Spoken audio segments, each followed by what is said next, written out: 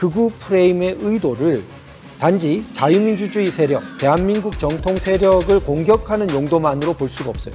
보다 심각한 숨겨진 이유가 있다는 것입니다.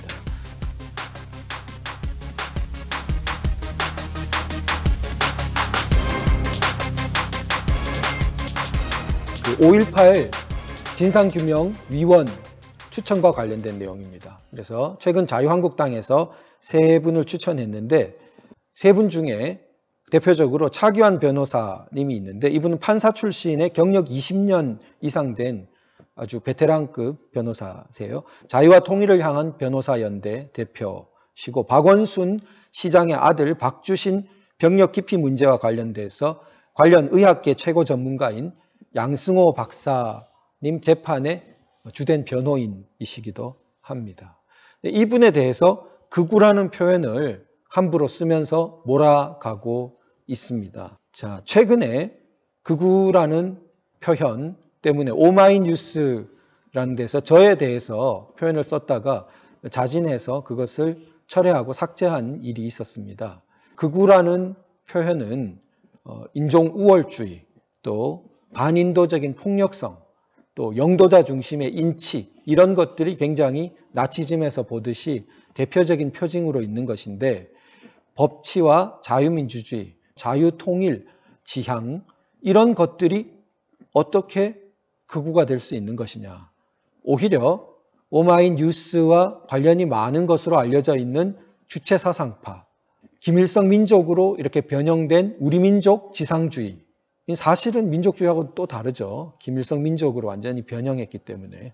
그리고 정치범 수용소로 대표되는 대단한 반인도적 폭력성, 유일사상 10대 원칙이 보여주는 아주 수령 절대주의식의 법치 무시, 극단적인 인치, 거기야말로 극우라는 표현이 오히려 적당하겠죠.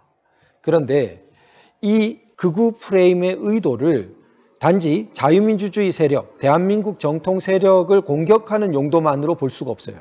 보다 심각한 숨겨진 이유가 있다는 것입니다.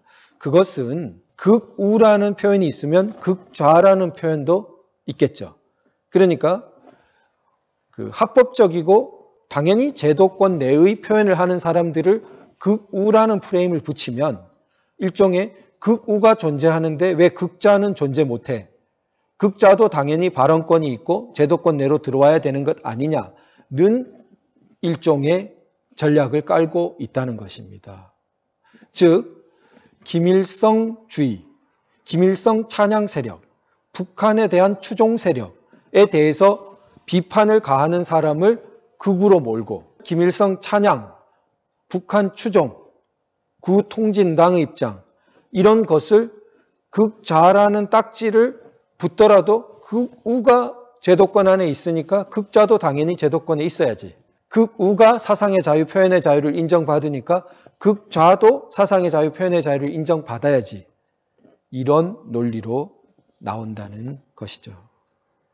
자, 실제로 통진당의 복권 시도 끈질기죠.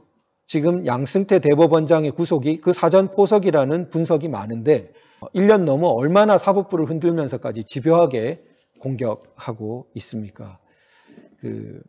그런데 우리가 프랑스의 예를 드는 분들이 많아요. 프랑스는 공산당도 인정되고 르팽 같은 그런 소위 극우라고 이렇게 이름 붙이는데도 인정되고 그러니까 그런 모습이 좋은 것 아니냐. 그런데 원래 마크롱 대통령도 사회당 좌파 계열 정당 출신이었죠.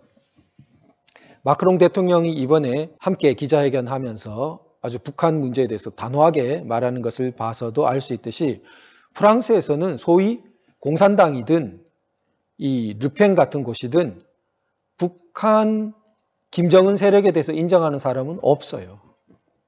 그걸 우리가 아주 똑똑히 구분을 해야 되는 것입니다. 프랑스의 스펙트럼이 넓은 것 같지만 그 사람들이 김일성 추종 세력을 인정하는 북한과 같은 체제와 지금 행태를 인정하는 것은 없는 것입니다. 그런데 우리나라에서 프랑스를 봐라, 프랑스의 모범 사례를 봐라 하는 분들은 김일성 추종 세력, 통진당 같은 세력이 제도권 내로 들어와야 된다는 말을 하면서 프랑스의 예를 보라고 하시는 거예요. 다르죠? 그러니까 만약 프랑스에도 김일성 추종 세력 같은 정치 세력이 막 국회의원을 배출하고 정당이 되어서 막 나가려고 하면은 허용이 됐을까? 허용되지 않았을 것입니다. 그 옆에 독일을 봐도 마찬가지죠. 독일이 자유민주주의에 아주 좌파 정당까지 허용하지만 나치즘, 절대 사소한 시도까지도 허용하지 않지요. 그 점에서는 미국도 레프트라고 불리는 소위 정당 연구소들조차도 오히려 북한 인권 문제에 대해서 아주 강경하고 단호한 태도를 취하는 것을 볼 수 있습니다.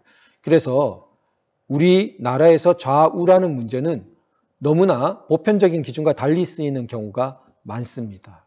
자유민주주의라는 공통 기반 위에서 정책적 방향성의 차이를 가지고 좌우가 돼야 되는 것인데 좌파, 우파라 할 때는 지금 우리는 김일성 추종 입장도 좌라는 이름으로 막 끌어들이려고 하는 거죠.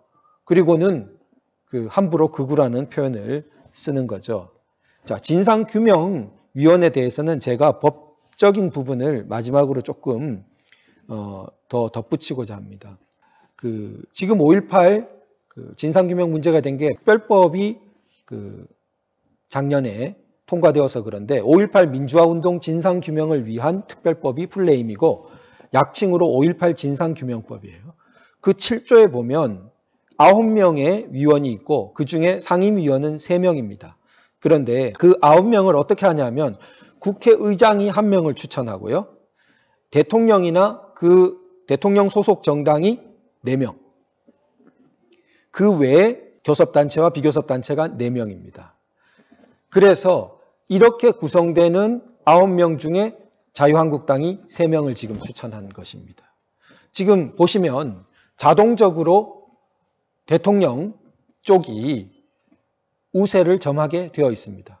국회의장이 다수당, 지금 더불어민주당 쪽이죠. 그럼 국회의장 추천, 그리고 대통령과 그 소속 정당의 추천 4명, 합하면 벌써 5명이죠. 그러니까 그것만 해도 5대 4가 되는 것입니다. 그리고 자유한국당은 나머지 4명 중에 의석 비례 정도로 3명 추천권 정도를 한 것이죠. 자, 이 중에 상임위원은 3명입니다. 법에서 그렇게 정해놓았고 상임위원회의 대우가 훨씬 높겠죠. 그 상임위원 중에 위원장이 1명, 부위원장이 1명 그렇게 되는데 자, 상임위원 3명이 어떻게 되느냐? 그것도 정해놓았습니다. 국회의장 추천이 1명, 대통령과 그 소속 정당 추천이 1명, 그 외가 1명이에요. 그러면 상임위원 3명 중에도 당연히 2대1로 게다가 위원장은 이미 자동으로 결정되는 거랑 마찬가지죠. 이미 2대1이 되니까. 그렇게 구도가 짜여져 있습니다. 그렇게 짜여진 3명, 상임위원이 되어봐야 그중 1명에 대해서 이토록 강하게 시비를 걸고 있는 거예요. 이게 과연 중립적인 무언가 제대로 진상규명을 해보자.